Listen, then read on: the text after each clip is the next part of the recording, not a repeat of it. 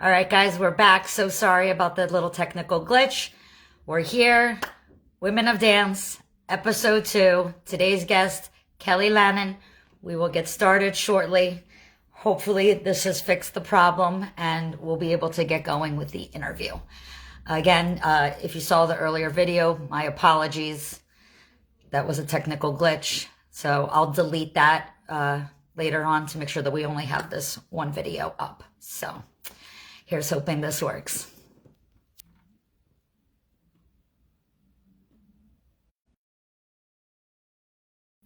So let me know who's here. I'm excited to get this thing going. So we'll get started momentarily.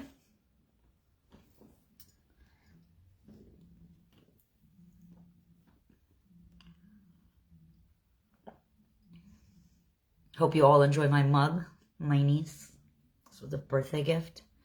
So I keep her with me for the show. She's my good luck charm.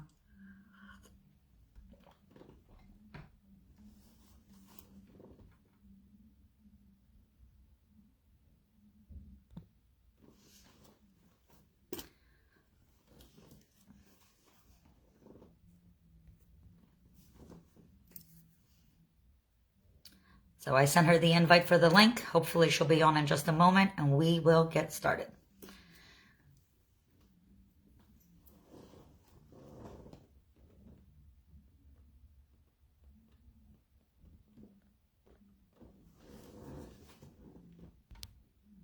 There she is. I got her. Here she comes, guys.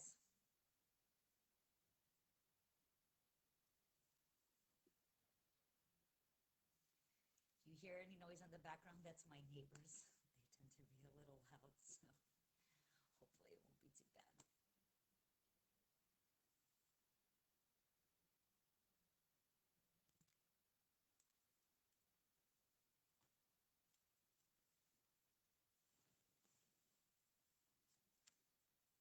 We're going to talk all things dance with me.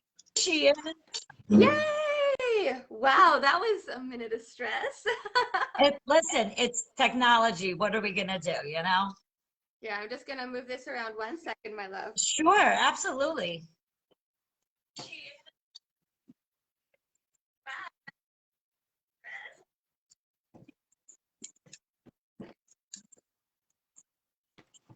While Kelly's getting herself set up, guys, again, welcome to episode number 2 of Women of Dance. And we have a wonderful guest today. And she is one of my favorite people. The voice that I miss. I miss you so much. Can I just say it's so nice to like see you face to face and talk to you. It's so great. How are you doing, honey? I'm so good. Thank you. How are you? I'm good. I'm good. I'm so glad to have you on. Thank you so much for agreeing to do this. Oh no, I'm thrilled to be here, and I watched your interview last week and it was wonderful. Oh, thank you so much. So we're gonna do a deep dive on you and all the fabulous things that you have done over the years and just, put a spotlight on what an incredible woman you are in this industry and how grateful we all are to have you. So try not to blush too much, but so let's start at the beginning for those who don't know you.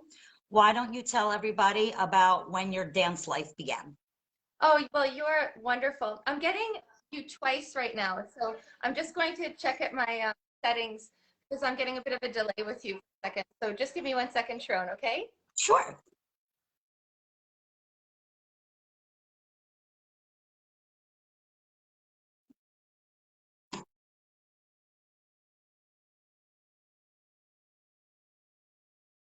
While she's getting herself set up, you guys will see just a reminder, as always, you will always see Kelly during the interview.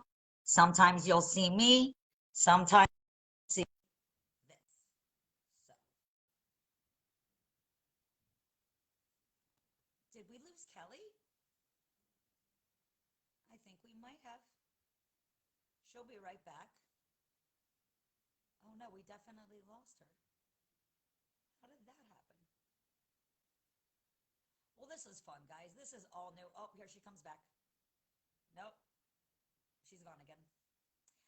In the meantime, there will be some announcements that Kelly will be making later today about some upcoming events. So make sure you stay tuned for that. I know you can find all the info about her on her Facebook page, as well as look up information about her events, including the Calgary International Salsa Congress and the Rocky Mountain Dance Sport Grand Prix. So we'll be talking about all that stuff with her when she's back on, and here she is. Okay. Are you good? Do you I'm good. Are you good? I think I'm good. Okay, perfect. I'm so sorry, Sharonne. It's okay. It happens. So now we're here. Lovely. Sorry, everybody, for the technical difficulties. We're now on device 3, so here we are. We can't hear you very well. There's some static.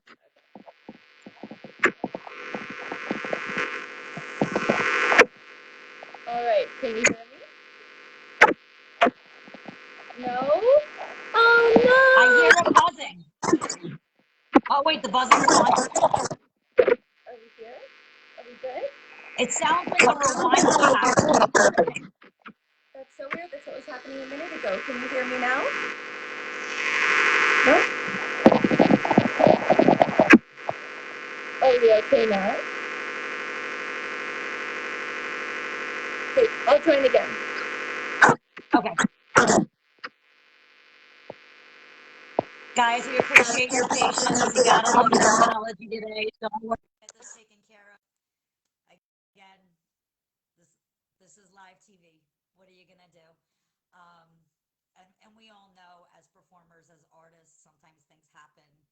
Music cuts out, power goes out, you break a shoe. You know, things happen all the time when you're dealing with live arts. So we're totally accustomed to this. We will get this fixed, and she will be right back on camera with us now. So, again, we appreciate it.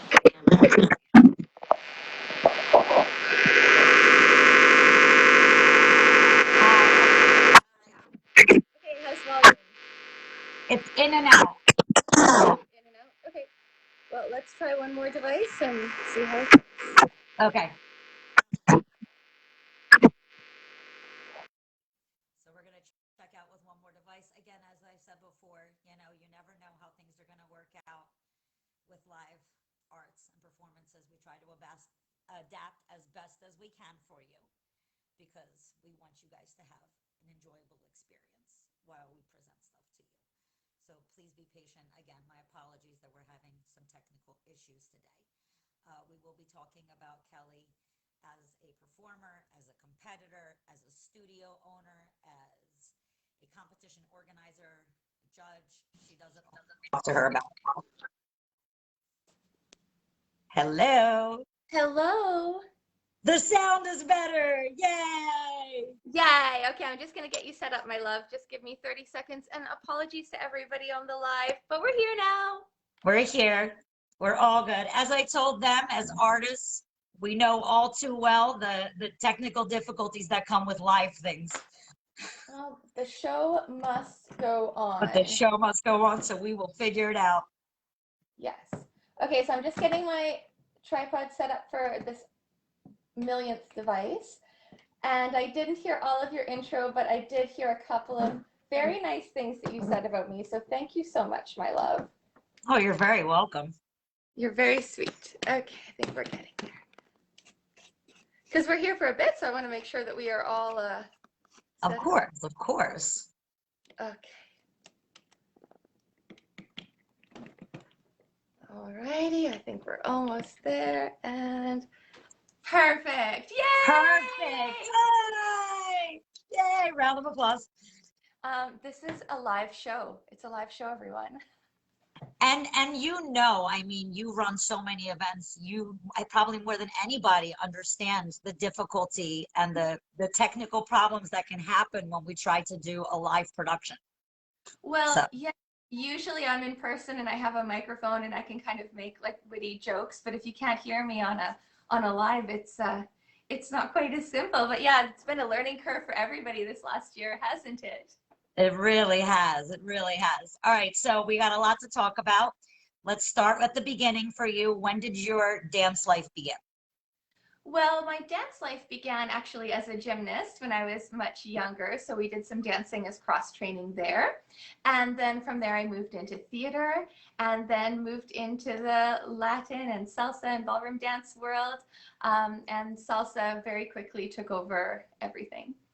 Nice. I was going to actually, that was going to be one of my questions for you, was because you have this extensive background and you do so much in both worlds. Do you have a preference between ballroom and the salsa world, or is it like an equal love? Well, I mean, I live mostly in the salsa world. Our school, of course, Alberta Dance Sport here in Calgary, we teach a little bit of everything, and I love all of my classes. But I do always joke that if I, had a favorite child, it would be salsa. It always has been. But I love the arts. If I'm not teaching or traveling, I mean, we haven't been doing much of that this year. Then, as of last year, before, everything kind of shut down, you'd find me at other shows, whether they be theater or music or dance. I mean, I'm a huge enthusiast of the arts, and I love seeing other creators work. So I do love salsa, I would say, the most, and I live there most often, but I've enjoyed watching lots of different creative projects and being involved with some different ones. And I've loved your creative projects that you've been doing over the quarantine. You've been keeping me entertained. I'm trying. Like you said, we're all struggling and trying to find a way to, make this work for ourselves and keep going, because for a lot of us, this is our career. This is what we do. It's not a part-time job or like a side, like this is it. Yes, absolutely. So it's been an exercise in creativity for all of us, hasn't it? Oh, for sure, for sure. I wanted to talk to you about the beginning of your professional, if you will, salsa career. So I'm going to flip this real quick on you, and I we're know going to take I'm a nervous. look at something I found. Oh, Oh, hit it. This, I believe, is the 2002 Mayan World Salsa Championships. it And most I certainly. found this lovely video of you, and look at those kicks. Well, Can I we think. talk about this, please? Tell me about this whole thing.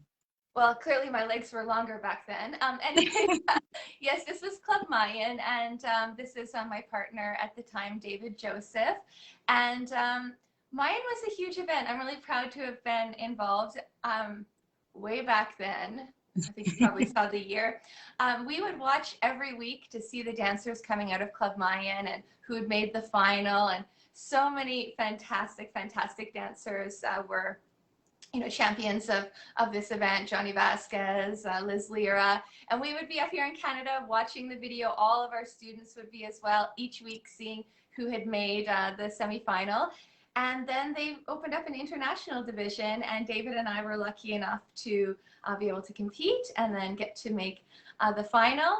And they used to play it not live, but like half a week later. So when we flew back to Calgary, we were able to tell everybody at our rehearsal that we had just taken part, and everybody was so excited. It was fantastic. Wow. Longer legs and redder hair back then, and David was my first partner for salsa, and yeah, it was a wonderful experience. Your hair here is very Jessica Rabbit, and I love Why, thank you. it. Yeah, it was, And it was a lot of fun. the beginning when you guys came out with the top hats and everything, like, give me a little Fosse vibe. Was this you trying to combine your worlds of like dance and theater and everything? Well, certainly. I mean, I think we were still trying to find our kind of our voice and kind of where we lined up in the salsa world. Came from a love of salsa. It was David's favorite dance, so that's how I kind of got involved with dancing with him professionally. And then we did lots of tricks, and we both enjoyed lots of different styles of art. So yeah, we tried to combine it, but also too, this was a minute ago. So I mean, um, way back then, it was very, very trendy to have lots of different styles integrated into your salsa routine. And it was really more of like a showcase salsa competition at the Mayans. So I guess that was our nod to that.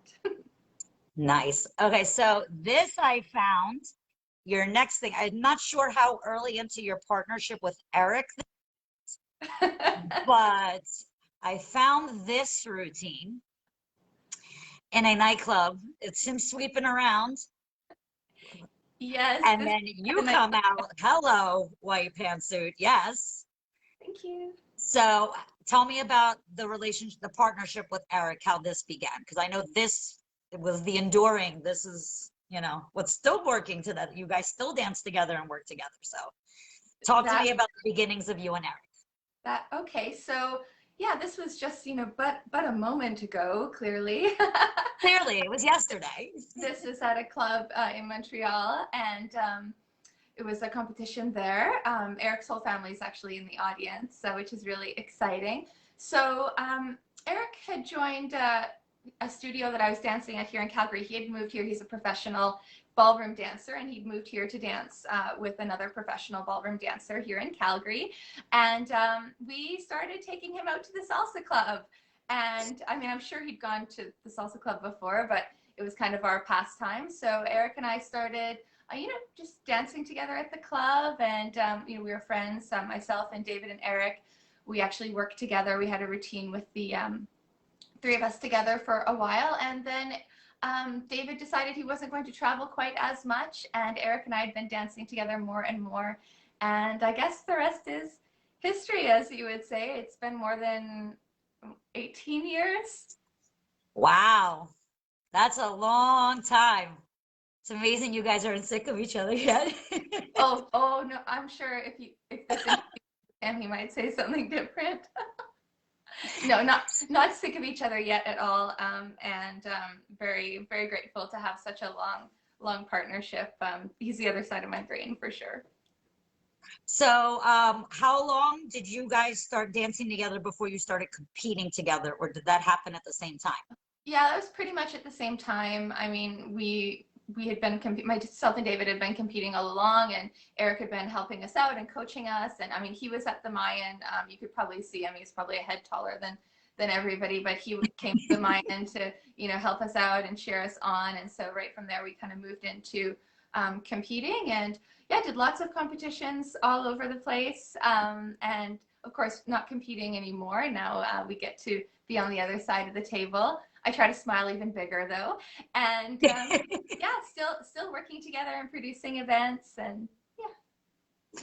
So did you have a preference coming from like all this? Did you prefer performing or competing? Like what drew you to either aspect, and then did you have a preference at the time? Obviously now you're not competing. I mean, it's a really tough question. I think competition is a really great way to have a goal and to get feedback and to have the opportunity to perform on the competition floor in places that you wouldn't otherwise have the opportunity to do so. I think it gives both of you a punctuated goal. And so for a couple, I think it's a great tool for improvement, and it's a great way to get yourself out there. I mean, nowadays, most couples come through competition, whereas a while ago, 5 minutes ago when that was taken, you did a good job, Sharonne. Thanks. You did some investigative journalism here. Yes, I did. Okay, so this was in the Men in Black days. And so that was what that theme was there. I mean, we always enjoyed performing. This was a showcase competition here. We enjoyed performing, enjoyed competing. I just, love being on the stage, and I equally enjoy, watching others compete and perform as well. I'm curious, what in terms of the environment for women, right? Because you've come from the ballroom world, the salsa world, competition world, where do you think women have the biggest struggles in terms of success in those like styles or whatever? I mean, that's a very, very good question. I mean, I think that, I've heard of a lot of my my colleagues and friends who've experienced some challenges. For myself, I would say that I have definitely experienced some challenges in each of the different areas of dance, but I've always kind of been able to hard work my way out of those challenges, and um, I really feel like I was given the opportunity in competition and performance and event organizing to let my work kind of speak for my work, regardless of being you know a lady or a gentleman. But I don't know if I have a good answer as to which one is harder. I guess I would say over the dance world, there's just so many talented women from my Mhm. experience. I mean, so many talented men as well, but from, my high heels standing next to the other girls, I mean, I always found it very challenging because there are so many wonderful female dancers out there, and gentlemen as well, of course.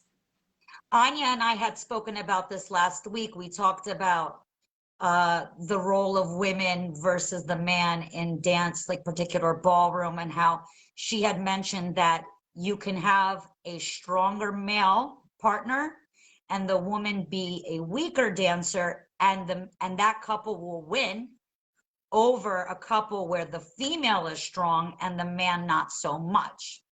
Now, I personally am of the mindset, no offense to the men, that they're the picture frame, but we're the picture, right? So they're supposed to essentially make us look good, like to showcase your partner, right? So if that is the case, why is it that the man can be stronger and that will constitute a win over the female partner being stronger? I mean, I think I watched your interview and I mean, I love you both so much, so I was watching as a fan. And I mean, I definitely, heard, those experiences I mean, in my experience as a dancer myself, both of my partners have been dancing much longer than I have.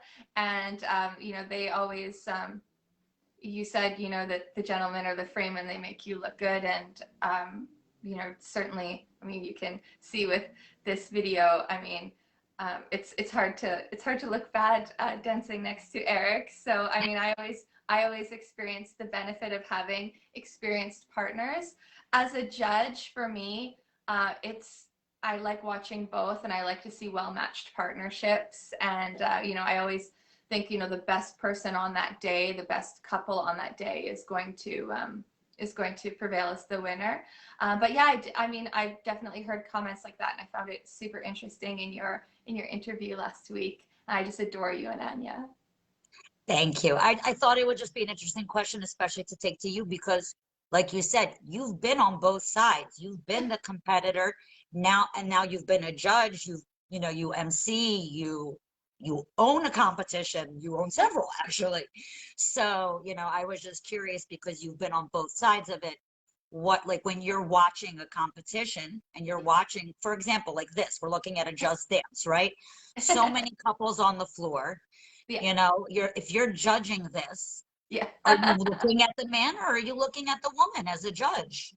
Honestly, if I'm being totally honest, I watch the couple. Like, a couple is a sum of both dancers. And so, example, in a Just Dance, I can say, looking at my, tons of fringe, car wash outfit here, having having volume and having light and shade, and capturing people's attention and keeping people's attention is really important. But I watch both equally. I would say I try not to sometimes you get pulled in by one really electric dancer, whether they're male or female, but I try really hard I know how much work goes into competing. I have so much respect for the competitors. I hope that comes out in my judging and emceeing. I have so much respect for the industry and people putting themselves out there, that I'm like really hard on myself to try to make sure that I watch both people very equally.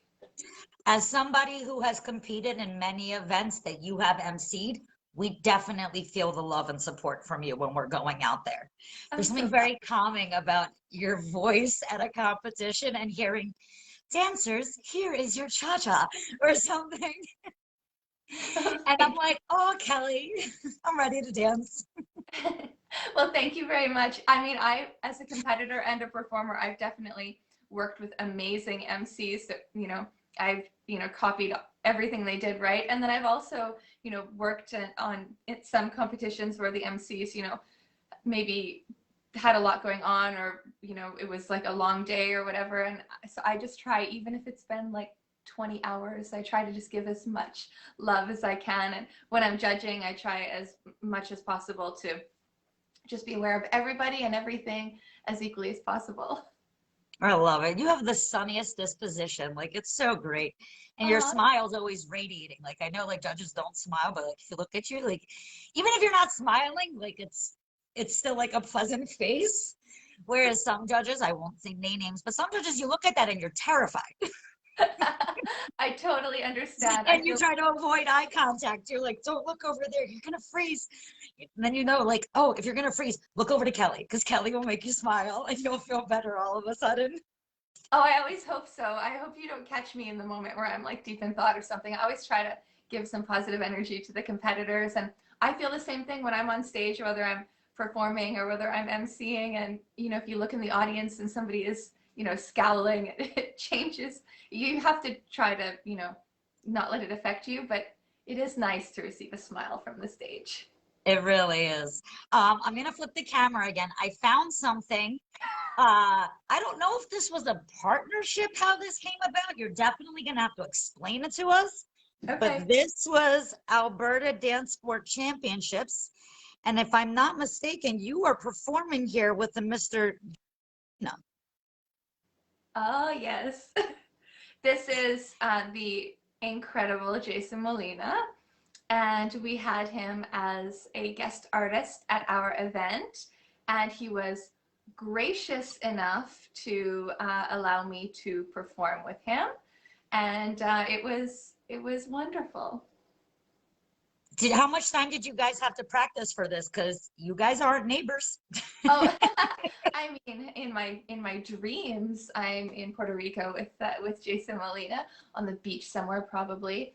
No, he was here for a weekend, and we, just kind of in between competitions and workshops and shows, just kind of, you know, it was one of those like couple of moments thing to learn the routine, but also, in speaking about fantastic male dancers, I mean, Jason is a wonderful partner and could could have led me through this whole thing, period. I So, have to ask because you bring this up about it being like a weekend and you didn't have a lot of time. You know, most people, when they're preparing for a routine, you're talking months and months of prep and whatnot. And I've done this too. Sometimes as artists, we get asked to do like a last minute thing, jump in here, learn this. Do you love that extra pressure? Like, does that fuel you a little bit or does it give you anxiety when stuff like that happens? okay, I'm going to say equal amounts of both. So Okay, fair enough. I definitely have a lot of respect for our industry, and I think preparation is very, very important. And I think that the audience deserves the respect of your preparation. And I think a challenge and a quick challenge is something that can be very motivating, and it can also be a great learning experience. In this case, I had the opportunity to learn a choreography by Jason Molina and dance with him, and it was an event that we have in our hometown, and we thought that it would be a fun experience for me, and it was wonderful, equal parts thrilling and terrifying, for I'm sure. sure. This is you and Eric World Salsa Championships. I believe this is when they were still on ESPN, if not, I'm not correct, Yeah, not mistaken. yeah, we did four of the ESPN, I believe. Eric can tell me if I got that right. So yeah, it was a wonderful experience. we really adore competition, and we have so much respect for the dancers who are still competing, and so it's really exciting now to get to be on the other side of the table. But well, thank you, Sharonne. These memories are just so wonderful, and I'm very grateful to have got to do all of these competitions with Eric. I love it. That's just so much fun. And he's so tall. Speaking as somebody who dances with a tall person, I have to say, like, when you do your tricks, was Yes. there ever a point where you get tossed in the air and you go higher than you thought you were gonna go? And you have a little freak out moment. Has that ever happened with him? Because he's so tall. I mean, I never would I'm not going to say I would freak out, because generally when you do tricks, if you freak out, bad It things goes bad. It goes bad. happen. And we try to have good technique. But okay, so the height thing. So yes, so Eric is certainly very tall, and certainly like having to jump up into his arms or onto his shoulders, requires some quads for sure. Just getting up off the floor. But I'd say in terms of our partnership, because people always ask us in workshops if you need to have that kind of spread between, the somebody being taller and somebody being shorter. And I would actually say that he has to plie and get under me to pick me up. So Yep. it's tough to jump that high, but I say, having to, squat down that low to pick up a little teeny thing like me is probably harder. Agreed. People always say the same thing, like there's such a big height difference, and we make it work. Yeah.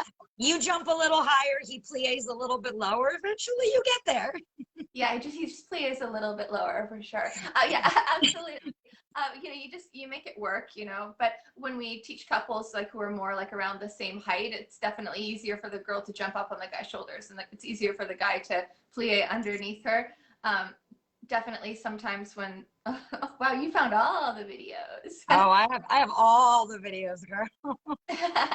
Sometimes when the girls don't jump quite high enough and they're dancing with somebody the same height, we're like, it's okay, you can jump just a little higher. Go ahead. Go for it.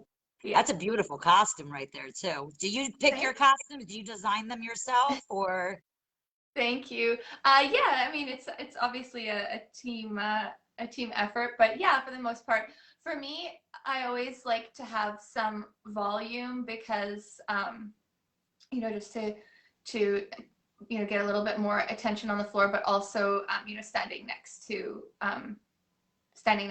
Eric is quite tall. I like to have some volume as well. So yeah, I always liked having fringe or feathers or something to give me some impact. Beautiful. That trick that you did where he like rolled you down and rolled you back up. I've tried that. That's a hard trick. That was very impressive.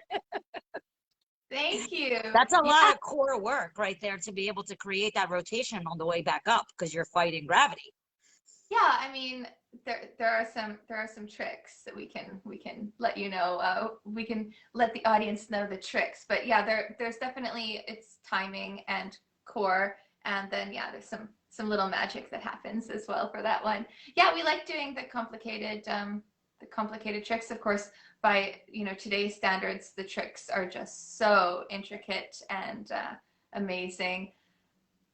Oh, If sorry, you I got if stuck you were watching. going to give advice to somebody that wants to do cabaret, that wants to do all these lifts and tricks, what type of recommendation would you give them in terms of preparation? I mean, you said that you did gymnastics before, but let's say you have a dancer that's never done gymnastics and wants to fly in the air with their routines. What guidance would you give them to start being able to prepare for work like this?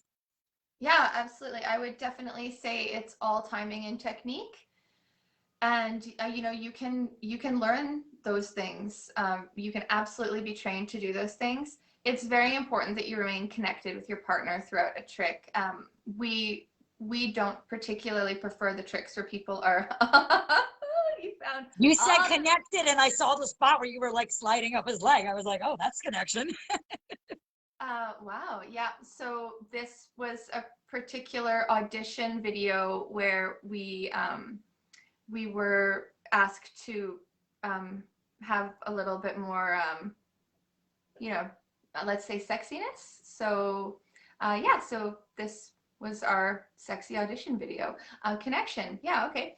So yeah, I guess for tricks, we were saying, like, technique, timing, and you always want to be safe, because it just takes one kind of wrong roll of the ankle or wrist to make you have to take a couple weeks off your training. So I know, right? That's the worst. Anytime something happens and you have like a slight injury, the first thought is always, oh my God, but can I dance? Like, totally. can I teach? Can I physically move? Like, what does this mean? Yeah, I mean, tricks are a slow and steady thing. You should get proper training, proper technique, proper timing. They can be very safe. Sharonne, you are so wonderful, and I'm really grateful for the gift of watching all of these performances. And I'm finding myself, just like Anya said last week, kind of zoning out of the interview and looking at the video. So I'll try not to I do. just wanted to show it because you had mentioned the trio before, and I have a bunch of videos of them Oh, also saved. But this, it's just such an interesting aspect. I mean, it's literally combining everything. You've got elements of ballroom, you've got the cabaret stuff, and you're dancing with two guys. I mean, how did this come into play because it was a necessity to do a trio, or like what brought this on? well, it's always a necessity to do a trio. I We want were to do one now. I mean, I highly, highly recommend it. Um, you know, I'd have to ask the gentleman how exactly the idea came up. We were dancing, going to the club together, training together. Eric was working with David and I at first, and they're both very similar in height, and so we started playing around with some of the tricks together and started putting together shows. And because it was a bit more unique, I suppose, we started getting booked for, tons of performances and getting included in a lot of great shows. So it was a wonderful period of time, and, definitely so lucky to dance with two amazing salsa dancers. And yeah, it was a great experience. They're both fantastic dancers and make me look great. And it was lots of fun and challenge, moving from one partner to the next during the routine. They're definitely different dancers, so that was lots of fun for sure. Do you have a favorite of all these routines? Because I mean, I could show all the ones that I found, but there's a lot, right? Yeah, Like you have this, there was a paso routine, the mask routine. Was I'm was there anyone that was like a particular, like, just, oh, I love doing this routine, or the favorite? one I love doing. If you found a video, you are incredible, because I briefly quickly looked for a video of it a few weeks ago, and I couldn't find it. But my favorite would have probably been the disco one. Oh, um, with the pink in the with bikini with the boots. yeah, I yeah. tried to find it, I couldn't. I was so upset. So I will, if I find it, I will share it with you. But that one was probably because the boys were playing such great characters. Um, yeah, I mean, the Paso one is great, and I love the cape work from the gentleman at the beginning. And again, this was a time where there were lots and lots of themes going on, so it definitely served us for having a theme. And yeah, the mask one was just so much fun. I really enjoyed doing it, and we got to do that one a lot outside, and it was always really fun because the guys had these masks on, and it was just a great time. I always love a good theme routine. They're just so much fun. Yeah, in that time there was definitely a lot more themes, and yeah, I love a theme. It gives you something to jump onto. So this is the Las Vegas Congress, I believe, uh, before the Las Vegas backdrop, and we've always very much enjoyed uh, performing there, and now of course judging there, and working with Nate and Jose and the team there. They're all great, and it's always a lot of fun because as you're performing, there's so many great dancers sitting in the front row that you don't normally get to perform for, and it's another level of fun and terror for sure. How many events do you think you've actually been to? Or could you even keep count at this point? I mean, you've probably been everywhere. I mean, I feel so lucky. I think we've been even busier.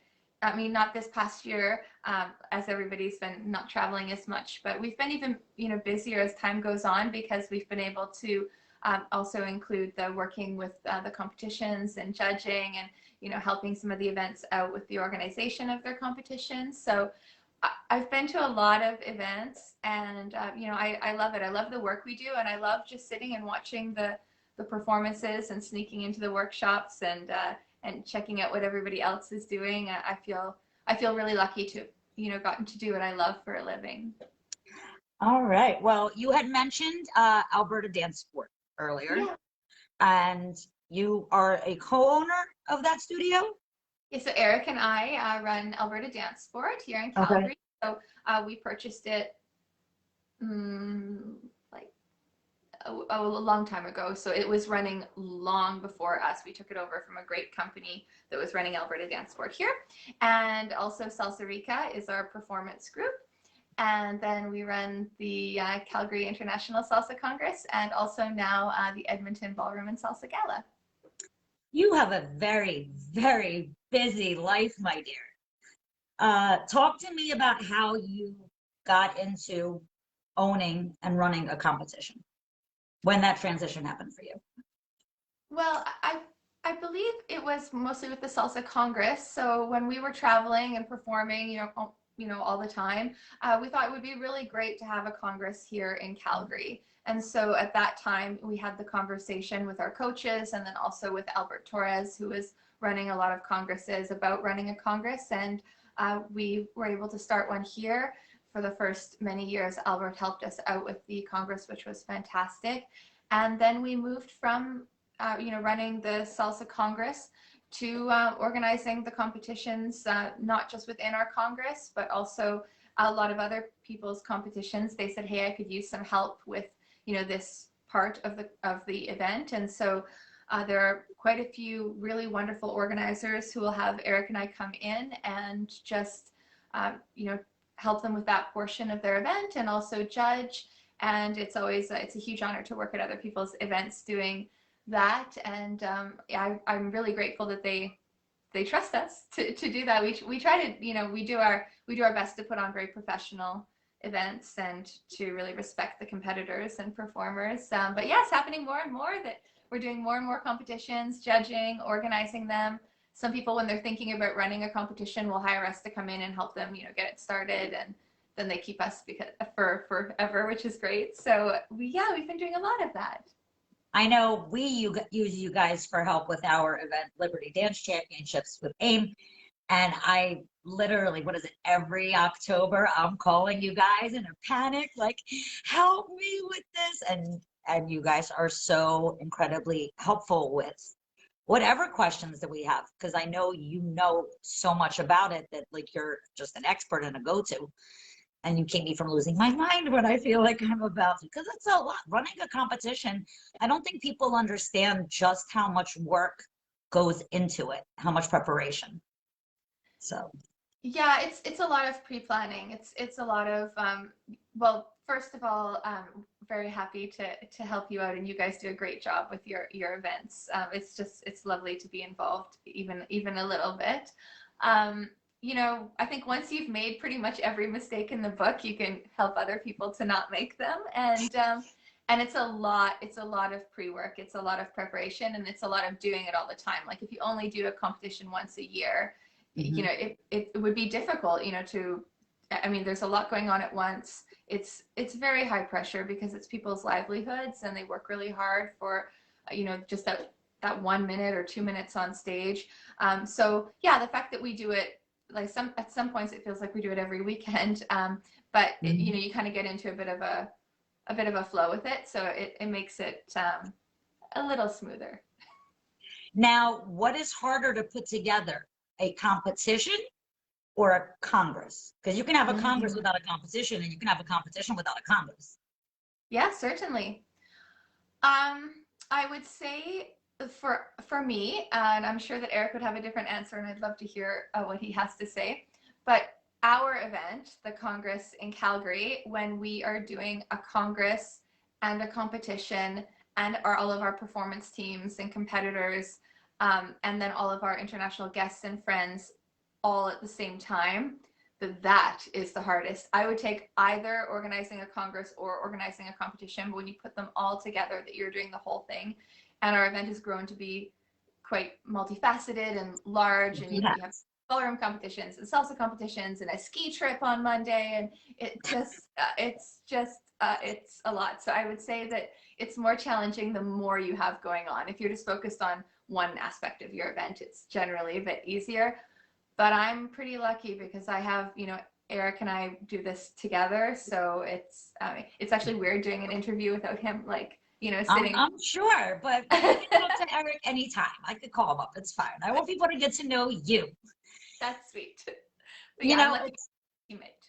it's interesting, not to take anything away from our male counterparts in this industry, but when I look at a lot of partnerships, 9 times out of 10, it's the man that's front and center, right? Unless you have a partnership where 2 individual dancers are coming together that were their own big entities beforehand, it seems to me like a lot of partnerships in the scene, when they form, the girl kind of tends to blend into the guy.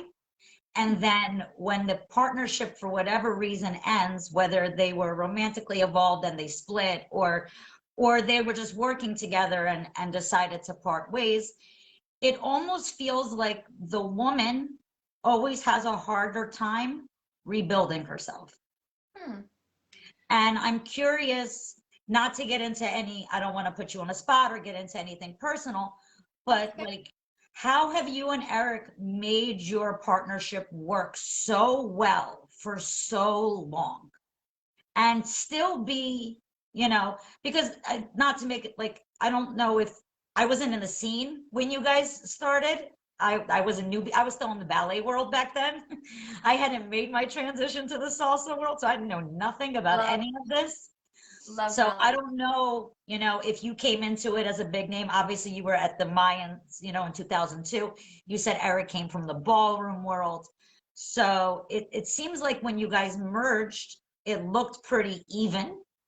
Feels kind of like maybe a balance. Talk to me about that. Let me know. You're very, very sweet. No, Eric, has been dancing much, much, much longer. And when we came together to do salsa, though I'd had some really great experience in the salsa world and at a lot of great competitions, he was certainly the more experienced dancer of our partnership.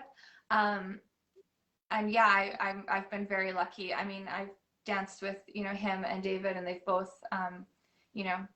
they've both been incredible partners to me. Haven't had the experience of, as you said, going separate ways, because Eric and I think what you're alluding to is the fact that, we were together as a couple, and we've continued on afterward. And I would just say that, it takes work, it takes working together and, respecting each other. But our partnership was always, very, very important to both of us. And so, and all of these wonderful businesses and events that we've built, and our teams and our students, that was always super, super important to us. I'm glad it looks like we're a good partnership because we work really hard at it. It's, there's on stage and there's backstage sometimes, Oh, for sure. So, it happens like that. But no, we've worked together through the whole thing. There hasn't been like a part that we weren't working together. So I haven't experienced that, and I don't intend to. I intend to work with Eric. He stuck with me. Nice. Is there any advice that you can give to women that are going into a partnership or something that, so that they can get through it when it gets hard? Like any advice that you can give to all of us ladies? I mean, oh my goodness, there are so many great ladies in our industry. And I have so much respect for all of them. What has worked for me is that the partnership has always been, it's been very, very important to me. So the decisions that I make, have been based on, wanting the partnership to continue to work really well. I think communication is very important.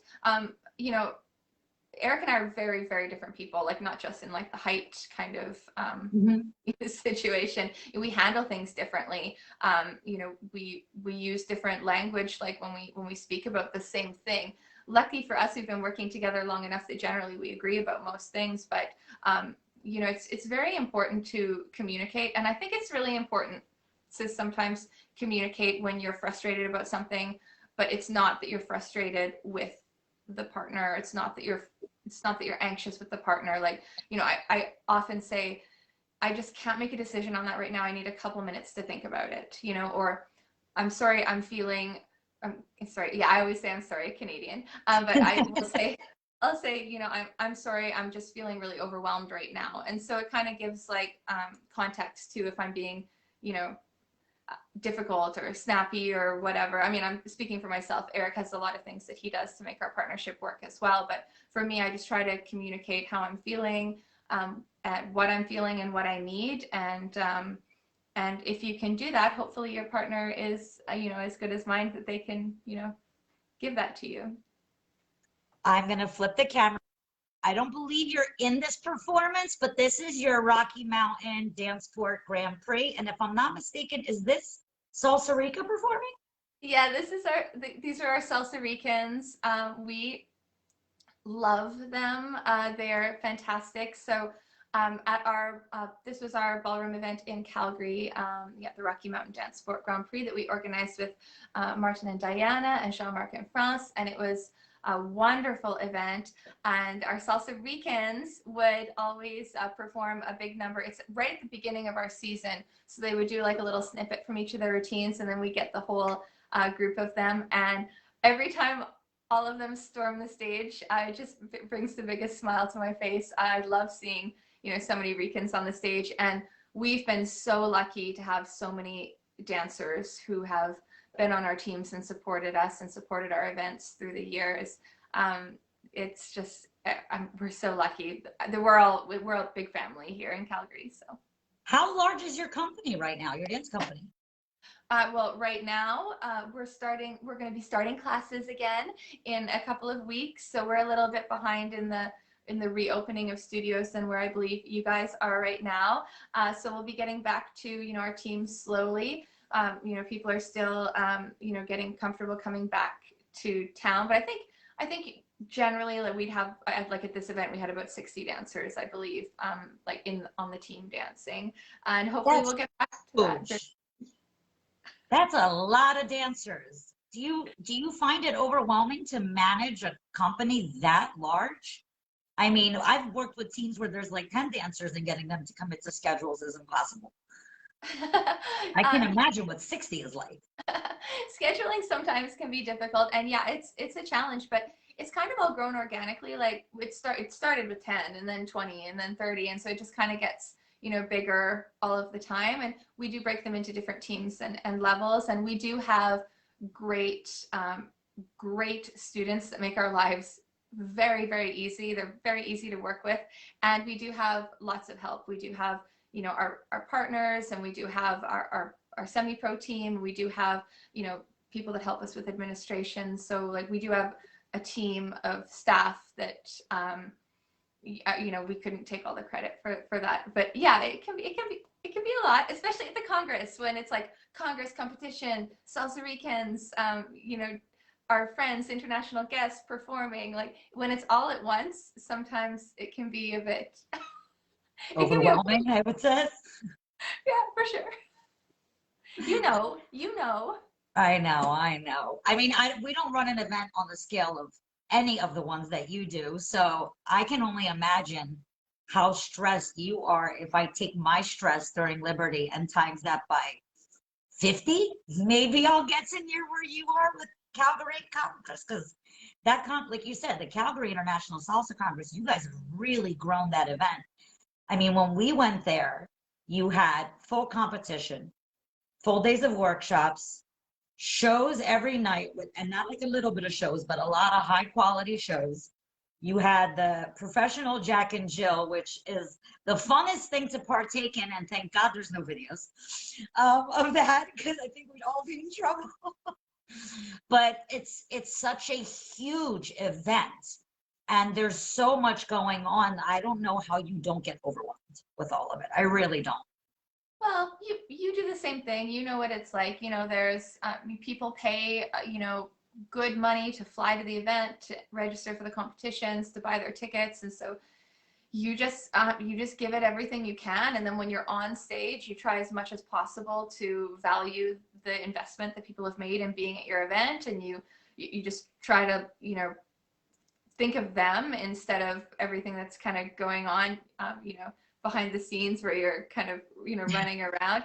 And then then you go backstage, and then there's usually like some deep breaths, some moments of words and tears and all of those things. But you just try, we're performers, so we're used to when you're on stage or when you're executing something that you really care about, you just go out there and you do what you got to do. And then on Monday or Tuesday, in our case, after the ski trip, you take a nap. I don't remember there being a ski trip when I went. I'm gonna have to come back and do that, because I haven't been skiing in forever. I mean, yes, so you don't have to ski at the Congress. Like, you can. I take the skiers. There's a group of us that go skiing, and we do like a half day. It's after Congress, so we want to share our save our legs. And then Exactly.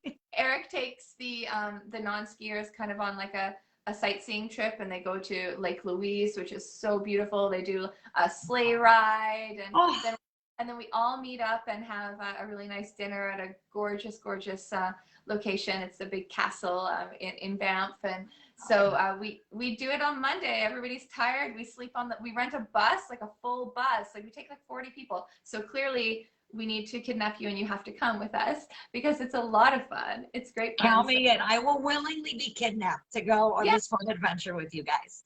Yay. I'm going to flip the camera real quick. This is your online classes that you guys are currently offering? A little snippet of it?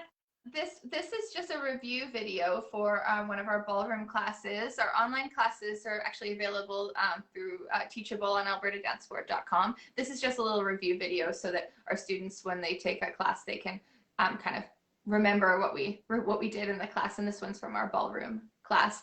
But yeah, no, we teach generally, and starting in a couple of weeks again, every weekend.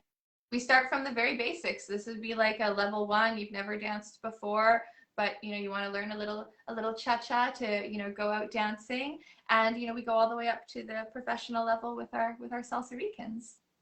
And if people want to find out about your class schedule, where can they do that? Wonderful, thank you. So you can go to albertadancesport.com. You can also go to salsarica.ca. You can go to look at that, perfect. Look at you're a producer. I love it. Amazing. You can also of course go to any of my social media or Eric's social media. You'll find lots of stuff there. And our Congress, we're very, very much hoping that we'll be able to do an edition of it this year still. But we're also this year going to be doing fun. You found I don't know where we found this video. You're amazing. Not wasting my degree, girl. I'm not wasting my degree. No, you clearly are not. Wow. Yeah, I haven't seen this in forever. We're also going to be hosting actually a virtual competition that we're going to be announcing this week. So little inside information. So it's yay! It's going to be submissions will be for the end of May for a kind of air date in June. And the cool part, I think, about the competition is we're opening up an open category where it can be anything. So if you want to put your toe shoes back on, and you want to do, if you want to do, a performance of any genre of dance, you can enter the competition. Or also we have a performance category, so people can just enter their routines to be viewed and not critiqued. a part of me got excited about that with the idea of putting on my pointe shoes, and then my feet started crying and started screaming at me, "What are you thinking?" No, no, they were like, yes, yes, do it. I don't know. I honestly, I can't remember what's worse, being in pointe shoes all day or being in salsa heels all day. It's just a different part of my foot that hurts.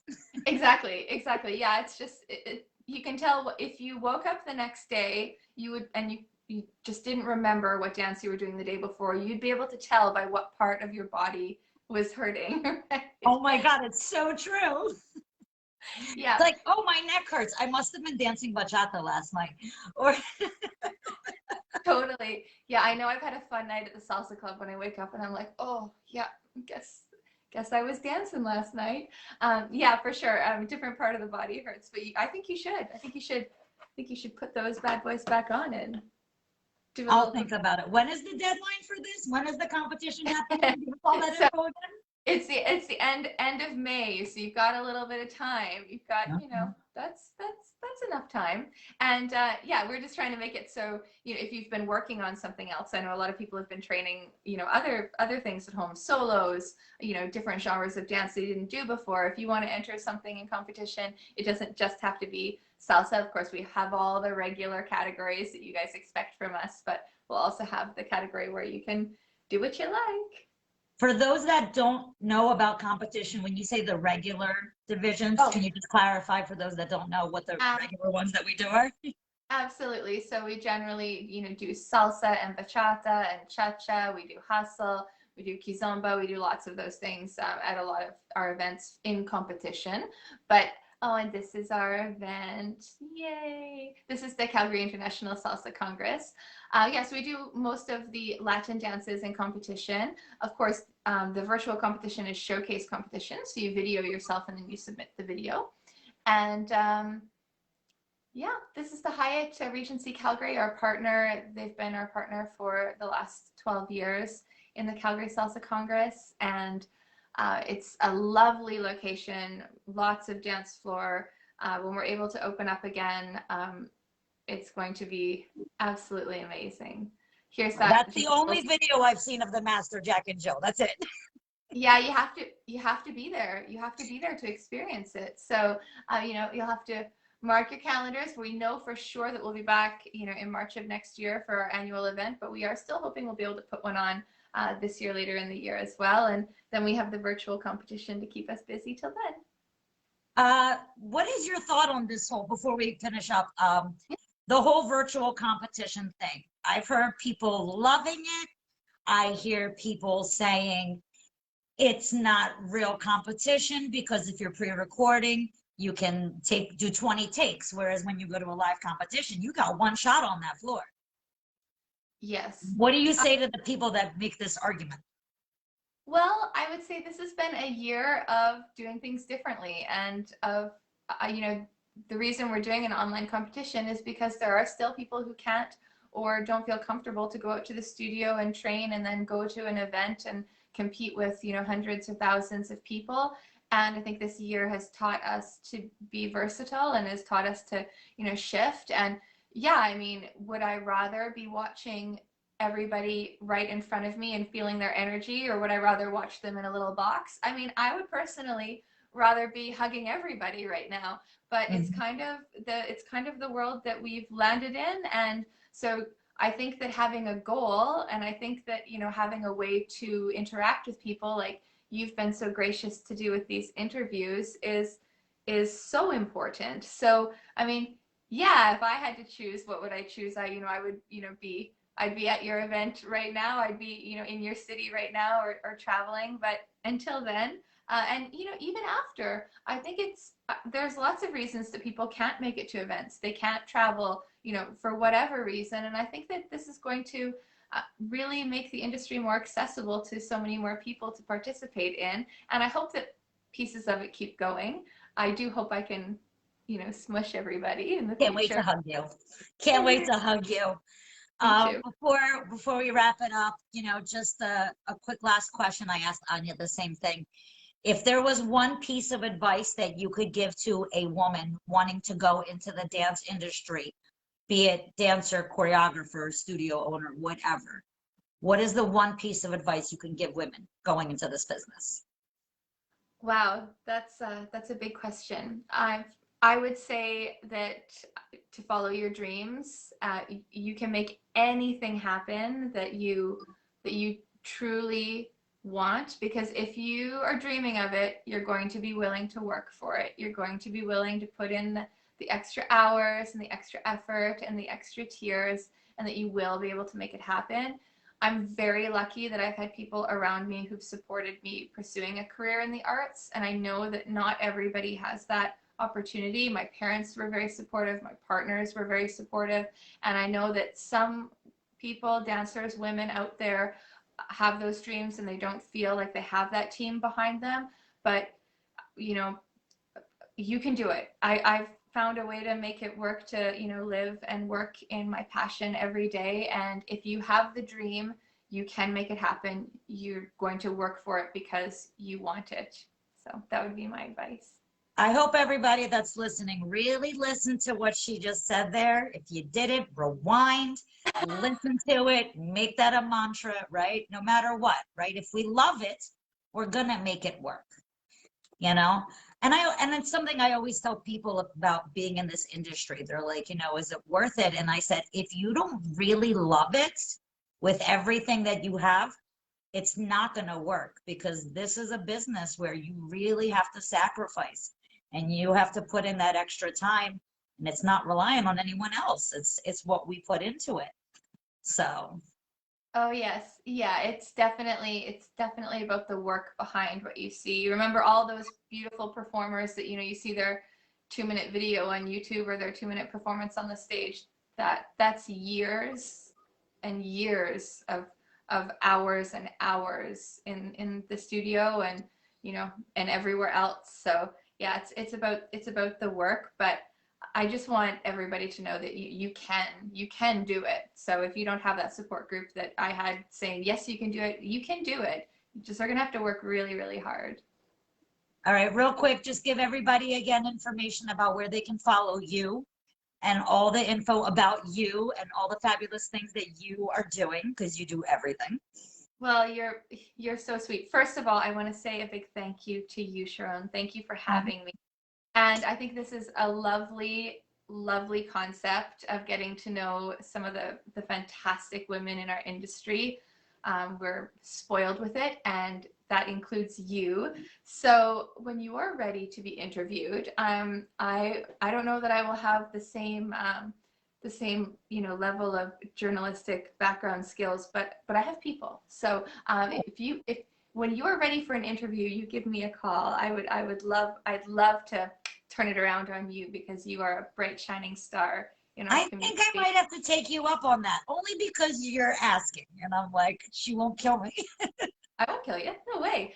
And yeah, you can see me at albertadancesport.com, salsarica.ca, calgarysalsacongress.com, or you can, of course, my social medias are Kelly Lannan on Facebook, on Instagram, on Twitter. So you can send me a message, and I'm really grateful for the opportunity today. So it's been lovely to chat with you, and it's been lovely to see so many of you watching. So thank you guys so much.